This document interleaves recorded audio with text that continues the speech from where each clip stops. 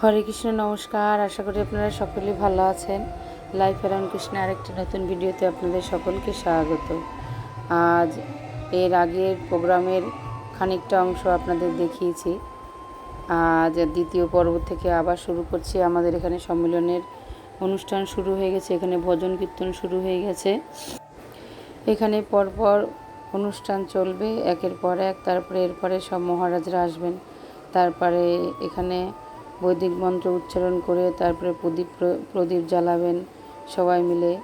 তারপরে হঠাৎ এখন সবাই বলছেন আগামী দিন গুরু মহারাজের আসার কথা ছিল, কিন্তু এখন শুনছি গুরু মহারাজ এখনই আসবেন। এই প্রোগ্রাম চলাকালীন উনি একটু অসুস্থ ছিলেন, তাই অসুস্থ থাকা সত্ত্বেও উনি বলছেন আজকে সম্মেলনে আমাদের এখানে সবাইকে দর্শন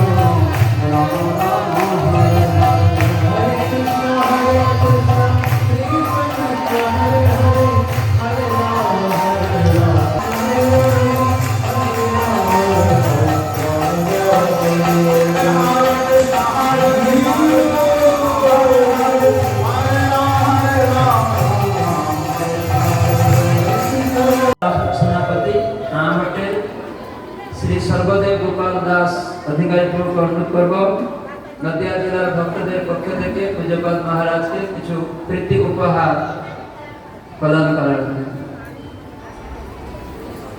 এই নদিয়া জেলা নামহট্ট মেলা যে সম্পূর্ণভাবে পৌরোহিত্য করছেন শ্রীমৎ গৌরাঙ্গ প্রেম স্বামী মহারাজ, যার নেতৃত্বে এই নামহট্ট পরিচালিত হচ্ছে। তো পূজ্যপাদ মহারাজ আজকে নদিয়া জেলা সম্মেলনের শুভ সূচনা করবেন, মঙ্গল প্রদীপ প্রজ্বলন করে।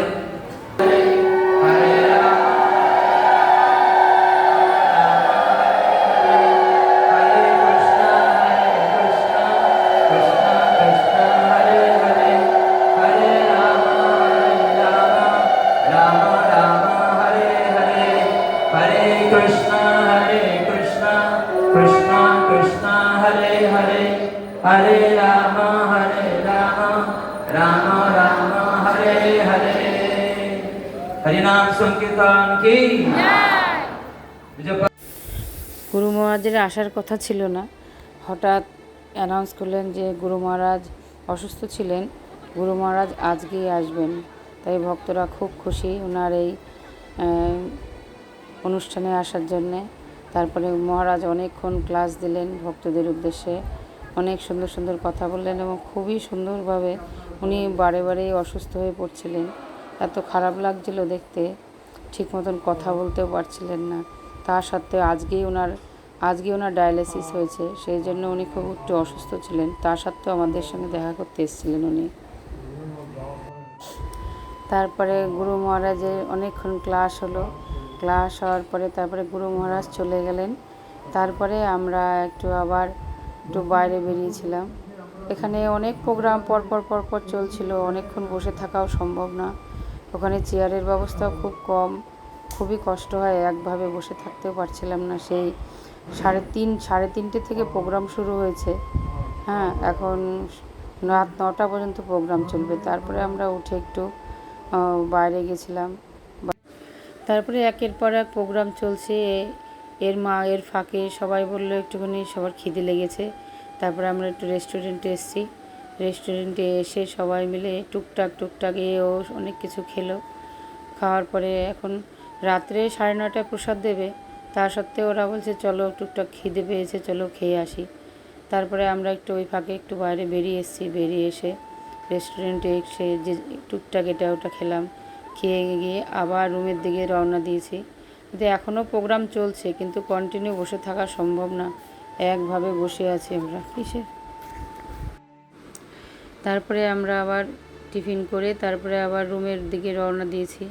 এখনও প্রসাদের টাইম হয়নি, প্রোগ্রাম চলছে, কিন্তু আবার রাস্তায় দেখি এত সুন্দর কীর্তন হচ্ছে, ওখানে দাঁড়িয়ে আবার বিদেশি প্রভুরা সব এখানে কীর্তন করছিলেন।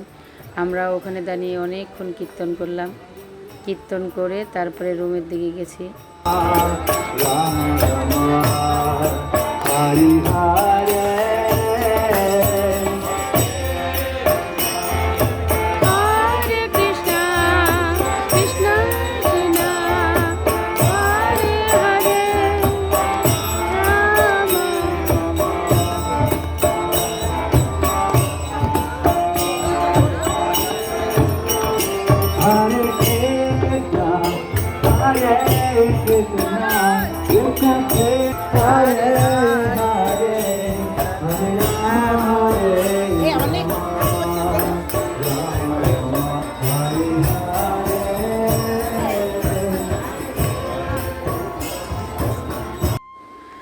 আমরা ওখানে আবার খানিকক্ষণ কীর্তন করলাম, কীর্তন করে আবার প্রোগ্রামের দিকে গেছি।